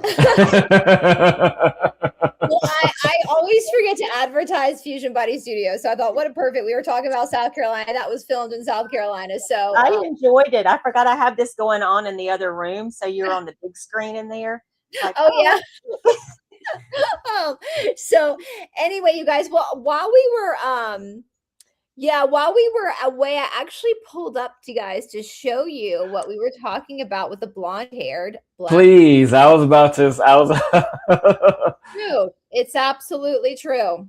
It's so true. We talked about it 2 years ago in the Children of Mu episode. These are natural. This is a natural occurrence for this one. So what you see on Game of Thrones is actually real. Black, dark-skinned people with blonde hair. There it is. Look at that. His eyebrows are blonde too. Yeah. And bless their hearts, as we say down here in the South. Let me tell you something about being, Angie knows this because I was born blonde. When you get older as a blonde, your hair gets dull. And so no blonde out there can go without coloring their hair. So bless their hearts. My daughter was just coloring her hair yesterday. She sent me a picture she's getting married in October, and she was born a blonde, and she says, I'm highlighting, for the wedding, getting kind of ready. She's like, what happened to my hair? Exactly. So this is it's true, people. But true. Yeah, wow. I was in Croatia. I was there where they filmed the Game of Thrones. I've never actually seen the show at all. But I was there. You're not missing anything but drama. You get caught up in it, and you get pulled and tugged and emotional. You invest y'all. Yeah, I'm almost done with. Because there were people all around there like, oh, you didn't get a picture of you on the steps. There's a famous scene. I'm like, I don't know. Let me tell you, Game of Thrones. Todd made me watch Game of Thrones with him, and I was like, this is War of the Roses. Like, it was based off of War of the Roses. Like a real, like if you want to hear the real drama, just go study the War of the Roses. Like what gave us. Okay, I'll keep that in mind. But you know what? While that commercial was playing, I want to go back to something we talked about, and I think we hit on it, but I think it's for people who probably joined afterwards, is the whole calendar aspect of 10 Days of Darkness that you talked about, and how that is really playing into today, since we're on since we're on the Gregorian calendar that has 12 months. as opposed to a Julian calendar that was created by Julius Caesar that had 13 months, 28 days. And then prior to that, there was the ancestral and celestial calendar that we celebrated. And so one of the things that I remembered is that uh, there was in Egypt, there was practically only 2 or 3 seasons anyway. It wasn't like living in North America or Canada or Alaska in the upper Western hemisphere where you have the winters. So when you think about the dog days of summer, yeah, it affects the entire Western hemisphere. I don't know why, I'm not sure about the Southern hemisphere. I'm not sure how that affects that aspect as well. Because the seasons flip. I'm interested to find out more to read about that. But since we have these 10 missing days, not including, and if you want to include the year with leap year, it's 11 missing days from the calendar, and so it just fascinates me how we have moved from this system that is beneficial to our biology as opposed to it not. Yeah, absolutely. Well, it makes me think about birthdays too. Like we always celebrate our birthday on a specific date, but is our birthday even really, are we, is our age changing before or after the date given what's happening astrologically? It becomes like a mind fuck. But they did that again to confuse us because our ancestors absolutely their life depended on it. They had to be able to stars. Their survival depended on it. Another one of my crazy little notes is I put the star lie. You got to understand, I'll be up at 2 o'clock in the morning writing this stuff. And like, I get up the next morning, I'm like, what? All right. But I wrote, Sirius doesn't even rise with the summer sun anymore due to Earth's wobble. In a few thousand years, the dog days will happen in January. So it's kind of going. Yeah, exactly. I was reading that this morning too. So that's yeah. And part of that is because of because we're in this 26,000 year cycle, and then it offsets like every 8,000 years. And so there's always this offset in that. So, I mean, because it started on the summer solstice, and now we're in August with the dog days of summer and with the return of Sirius. And so, yeah, it will be in January in the future. So I'm like, before, I wonder how long it's going to take before it gets back to the solstice. It's interesting. Yeah, this is cycles back around. Probably another 100 years. I don't know. We might not be here. We're gonna. I feel like I just stopped aging. I don't know that I'm gonna reverse aging like I've heard people are doing, but I feel like I've stopped at least. Oh yeah, I read about that too, where they're supposed to have a 13th zodiac sign. Which is why the Chinese zodiac and the Vedic, not the Western astrology, but the Vedic astrology is more accurate. Those are more accurate than the Western astrology. Because the Vedic is what the ancestors use because it's more aligned with the stars.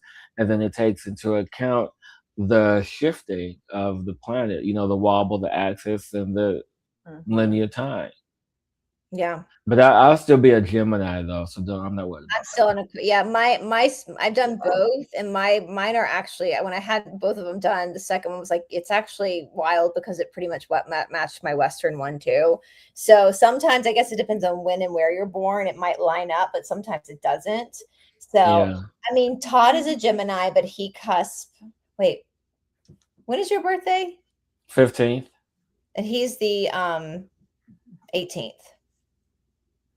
So he is, I think, does he not cusp? He cusp Cancer, doesn't he? Does he? No, the cusp would be on the 20th. Okay, yeah, because my niece 20th or the 25th. No, 21st, yeah. She's the 25th, and because he has a lot of Cancer qualities in him, even though he's a Gemini. But his his moon sign is Virgo, which that's why he never cries. I cry all the time. I cry all the time. Yeah. My moon sign is Scorpio, so I cry all the time. So I should know all of this about myself. My daughter just tells me, she's like, "Mom, of course you're having this kind of day. I am a Leo," and I mean, my goodness. It was July 25th. Happy belated. Yeah. You're a cusper, aren't you? Are you a cusper? with Cancer as well? Yeah, I think so. It's right there. So I get along great with Cancers. Yeah. But I am very much Leo and feel it. And my daughter is a Leo. I mean, it was, whew. Yesterday I was like making dinner and all of a sudden I just went, I can't do this anymore. And I looked at Finn and I said, I made the sauce. There are the sea scallops. You'll figure it out. And I mean, in 10 minutes, he had the plate for me. I'm like, I said, well, tomorrow is the last day of the dog days. And then the fire horse is coming in and things will get better. But Maybe. maybe. I'm Leo rising too, Lori. I'm Aquarius is my sign, and then I'm a Leo rising, and moon is Scorpio. So Yeah, no, I get it. Sometimes knowing your moon signs and your rising can give you a little bit more, because your inner world is typically your moon sign, which makes the only thing. I'm not a stalker. Most Scorpio moons are stalkers, and I'm really not. I stalk dead people like through research, but like I don't stalk exes, or I just block them. So anyway, but our ancestors knew all of this. Yesterday, I felt like I should have been like a dog just under the porch. Like all day, because I didn't need to be trying to do everything I was trying to do yesterday. It's just like, and today I'm fine. Today I'm perfectly normal, right? What's normal anyway? Normal's not fun. It's not fun to be normal. Come on, Angie, we know that. What's Southern normal? I keep saying if you want peace in the Middle East, just send a bunch of Southern women over there. It'll be fixed in an hour. It'll be fixed in an hour. Exactly. Bless yourself down. Bless your heart. Bless your heart. Jesus. That's the big threat. Jesus, because if you don't, you're gonna meet him soon. They'll have all those Middle Easterners saying yes, ma'am, and no, sir. And all those Southern sayings. I get it. You know? So but should we do a plant medicine one next week? Do you want to do it, Angie, next week, same time? Get guys I'd love to. I could bring on the root work, like the Gullah Geechee root work from around here. We gotta get Angie on a trip. We gotta. I don't like that term. I don't like the word trip.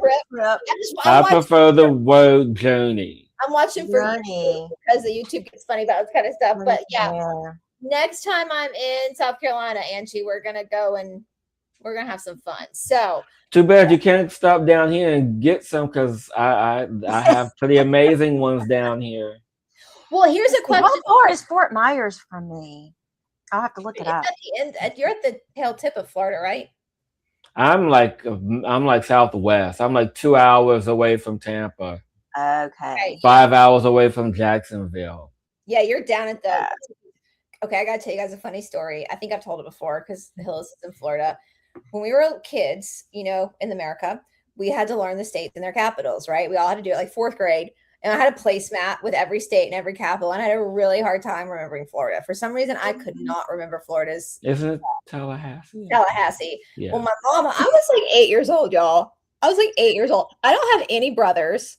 I didn't know what men looked like. Like I was 8. I had sisters. And my mom sits down and she's like, well, I'll tell you what, Brice, you can remember that the capital of Florida is Tallahassee because Florida looks like a Talawaki. A Tallahassee. It does. I didn't even know what a Talawaki was. That opened a whole other conversation. Yeah. I will ask Todd periodically, how's your Talawaki doing? Talawaki. How's your Talawaki? So that's how I will never forget. I will never forget the capital. When you talk about your mama, I'm like, oh gosh, I want to meet her one day. Like my son, he will not see this, but when he was little, and he's 24 now, and I'll still joke around with him just to make him blush. But I'm like, don't forget to wash your walnuts. Look at Hillis's eyes. Yeah, I don't think my mom ever had that kind of a conversation with me. It's not really a conversation. It's just one of those things. Like, but I don't think my mom ever did anything like that. Too serious over there. Oh no. My mom was a Cancer, so she wasn't. She was a Cancer on the cusp of Leo, so she wasn't too serious, But yeah, we never. And I think because of one incident that happened that I will not discuss on air. I would never discuss this. I may have talked about it once or twice, but I'm not doing it today. Southern mamas are really fun. They're really funny. Whenever we channel Lou's always like, Alice is fun. That's my mom's name. Alice is fun. She's very Southern. She's a socialite. There's the fundamentalist Southern mamas that are scary, and then there's the normal Southern mamas, which are like Angie and my mama, that do go to church, but they also do a little magic. And as Angie said, y'all, and Hillis, this is great. If you want to know the gossip, you got to just go to a prayer circle. Oh yeah. My grandmother was kind of fundamentalist, and mind you, went to Catholic school, but went to Baptist church. So you talk about confusion. There was that. And so my grandmother was like the iron fist of the family, because she was from Texarkana. She's like, Yeah. No, I had to stay home from school once because I was sick, and I'll never forget. My mother was a part of a prayer circle, the church ladies, and they all came over to my mom's house, and they eat they bring platters, and they eat and they talk, and then they get in a circle and they pray, and I could hear them. And I was like, at that age, I was like, they're not praying, they're gossiping. They'll be praying and they're like, dear baby Jesus, please be with Mary Beth and Stephen, because Mary Beth is having an affair with the yeah. Oh, you don't want to be on a prayer list for the church ladies. You don't ever want to be on a prayer list, because they're going to talk some shit about you in the name of God, in the name of Jesus. So yeah, Southern women are really funny. They're really fun. They're great drinkers. They know my mama can still drink me under the table and praise Jesus the whole time. So they're just funny people. But anyway, you guys, so next week, if we do it's going to just be on Rumble, because I don't think YouTube will let us do a show. And I have to be very careful because in the mornings in Bible study, it's comical. If you can laugh about it, it's comical. I have a memory too of being at church camp when I was really little, and I was like little because I remember being like shorter than everybody. I had pink shorts on and a black tee. That's all I remember. And we were singing that song, Father Abraham had many sons had Father Abraham. And I remember being really little and be like, that's not my father. Like, I got very offended and very triggered by that song. And now all these years later, I'm like, yeah, Abraham was a schmeck trafficker and a terrible human being. So I had a reaction at like 5 years old. But yeah, so you guys, next week we'll do it probably just on Rumble. Just to be on the safe side, because my channel, I mean, if Hillis wants to hook it to his YouTube or Angie to her YouTube, that's fine. But my channel, you guys know I get in trouble all the time with YouTube because I talk about stuff that they don't want me talking about. So I'll probably just keep mine on Rumble for that, just to not deal with the headache. And then, so if you guys want to do it, we'll do it next week. Yeah. I got to figure out how to connect it to, we'll figure it out next week. But yeah, I'm excited. If you have a Rumble, I can easy. You have to, So anyway, you guys, but also if you seriously want to do like a mystery school workshop, wink, wink weekend in a few months, let us know, because we would have to, charge enough to buy the stuff and then fly Hillis up here, Angie, bring her. So just let us know and we can look into that, because we do have a space that we could do it in. That Todd actually does lend out to people to do those workshops a lot overnight. So, So anyway, and also you guys, just a note too, I meant to say this at the beginning. If you are following along with our Lou channelings, we typically do the public ones on Thursday, but this Thursday I have to go film a workout video during the time. So we're going to be doing it tomorrow on Todd's channel, The Confused Wanderer. We're not going to do it on my channel because we're trying to put traffic over on Todd's channel. So, because again, I get in trouble on my channel a lot. So it's going to be on The Confused Wanderer on YouTube tomorrow, I think at noon Eastern time. We're going to do it. So you can bring your questions and we can ask Lou an answer. So, yeah. And I just want to put this out there for people who want to know more about the potential workshop. You guys can find my channel. There are episodes where I do talk about that sort of stuff. I mean, if you guys want to know more about that in general, comment or whatever, and I'm more than happy to answer any and all questions. I'm gonna pull up both Hillis and Angie's channels, guys. Hold on one second. StreamYard is a little bit more difficult. Slow. And on my channel these days, I just do little short things, whatever I'm feeling that day, kind of thing, and like kind of sharing my life. But always positive. That's There I Hillis am. right there, Hey, you Hillis. guys. Let me actually put, I know I have everything in the, it's all down in the description box, both for Angie and Hillis, but I'm going to go ahead and just put it in the chat anyway, because I can. And let me go over now and pull Miss Angie up. Y'all know Angie. She's been here for a while. Who is Hillis? Y'all both been here for a while. Well, you know, I had planned to make this little short video myself, and I had this little thing written for my ending. And here it is. It's so hot right here outside my back door. The blue crabs are molting just to get out of their own clothes. But that's August, shedding the old, because like Florence sings, the dog days are over and the horses are coming. I just thought it was funny. Amazing. Oh, Florence. Oh, amazing. Love that. Florence and the Machine. Yeah, I had to put that song. Like, I'm going to have, okay. So y'all give me suggestions too. So if we're going to do this next week on Rumble for our special workshop. So let me give you guys, let's let our audience in on this. So with Rumble on YouTube, you just schedule the live and you put the thumbnail up. That's it. But Rumble makes you put a placeholder. It makes you put like a minute, 20-second placeholder.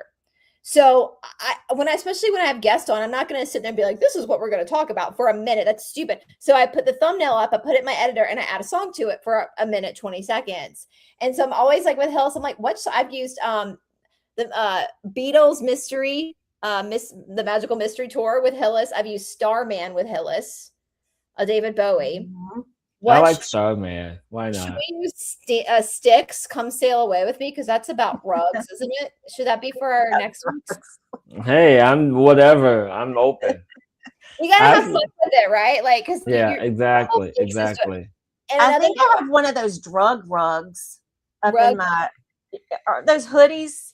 I think ponchos. My kids had. They called them a drug rug. Oh. Like this mama doesn't know. That's why it's in the attic. Oh no. Listen, I'll wear it. My nieces and nephews are at school right now, so they're not watching, but they're not going to be able to get anything past my sister and my brother-in-law.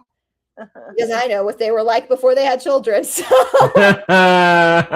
secrets will come out one day. And now I use it as leverage. But yeah, so I would be I just every video I put on Rumble, I have to have a song. We have to have a placeholder to do to hold for the Rumble live. And also, guys, just so you know, for Rumble, you can only schedule the live like 12 hours before the live takes place. So if you see me advertising a live that's going to be on Rumble, but you don't see it up yet, that's why. Like last night I went to bed. Angie, where's your teacup?